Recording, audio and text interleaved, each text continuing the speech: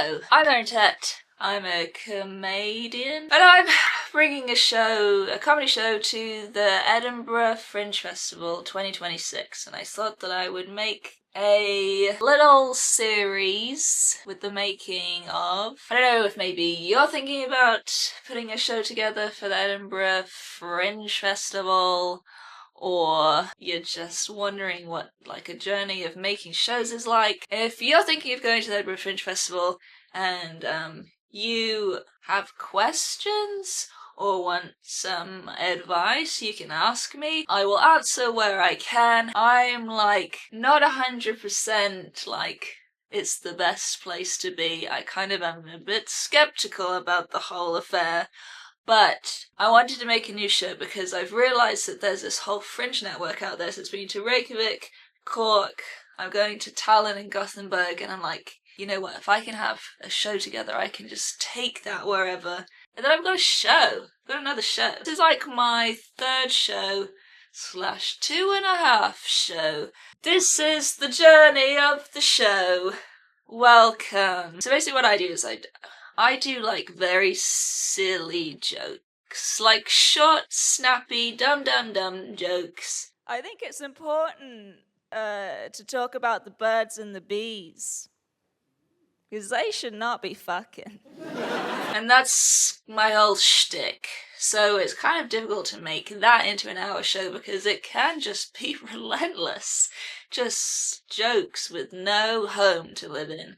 And you ain't gonna catch me doing a story. That's not happening. So there's gonna be no story. There's not gonna be any of this kind of like, this is my life. I don't want to tell you about my life. So I had to find a home for the jokes. And I love world building. I love like making a play that kind of, oh, come on, and a little invite into this little place. We're going to do some silly jokes. So I needed a home for it.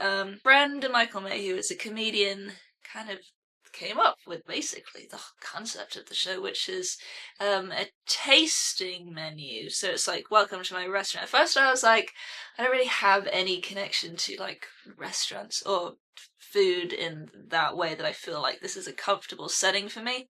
So we started brainstorming other things like spa, you know, going to the different rooms of the spa. There's like, it could be an art gallery, we're going into these different rooms, like this kind of like immersive tour kind of thing. But then we got to it and it was like, actually, what I am kind of doing is serving jokes, like serving these combinations of things and seeing if people want to eat it. I did, I like put it into, you know, the robots on the internet.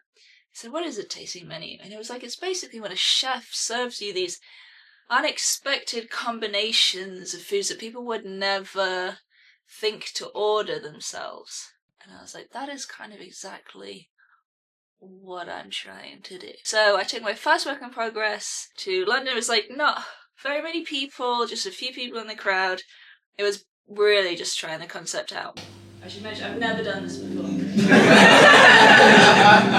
But this is really like, are we gonna bin all of this? It's very much riding on tonight. What I decided was I thought of this like structure where I'd have the dishes and then I'd reveal them out of a cloche.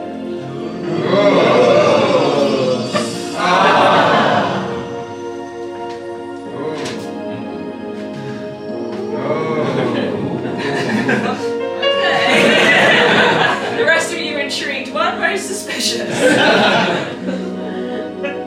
So like your starter, your mains, this kind of shindig. And also I've been experimenting loads with music, so I was like, what if there was like different music for each dish? With us. And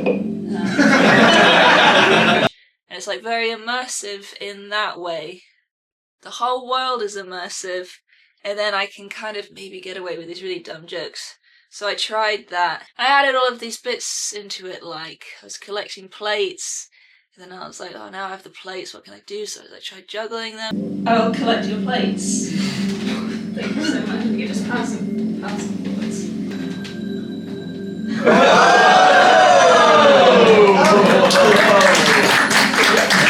I wasn't sure about these bits at all. And that's what's funny about doing a work in progress, because I went and did them, And then, like, the juggling the plates just got this massive round of applause. It just was funny how you can do something like that to get people to buy into it a little bit. And I was so nervous to do that. I was like, I'm gonna look like such an idiot if they're like, why are you doing these silly, childish games? But look, I'm a bit ahead of the game in this, as I've done a few work in progresses, and that is the bit that people always get on board with, so it stuck. Also, in the first one, I was like, I was thinking I need some narrative through the show, so I kind of pretended somebody was a food critic, and then I had a picture of them in my pocket, and I was like, wow, you're here, I can't believe you're here. Try and do this, like, transaction of, like, Michelin stars between us. Oh my god, I've just realised it's you. This is like the most famous food critic. It's you, isn't it? It's me. I've just realised. I literally have a photo of you in my pocket. It's from a newspaper that That's literally you. It's actually you. But I wasn't 100% sure that was like the right direction. I also wasn't so sure about the names of all of my dishes. Anyway, so this is how I came out from my first one. Going to my second work in progress, and I decided to totally strip it all back. So I was like, let's just do pure structure. I kept the juggling in, but I took away this food critic thing. I took away a storyline, and I just got it to the bare bones of, like, each dish, so that from there I could kind of start tweaking things around. So those were my first two. And after the first two, I think I was like, okay, I think this is a world I can live in. I think this is a thing I can do. Now it's getting everything in the right order, the feel of each dish, the name of each dish, and quite essentially, what is the ending?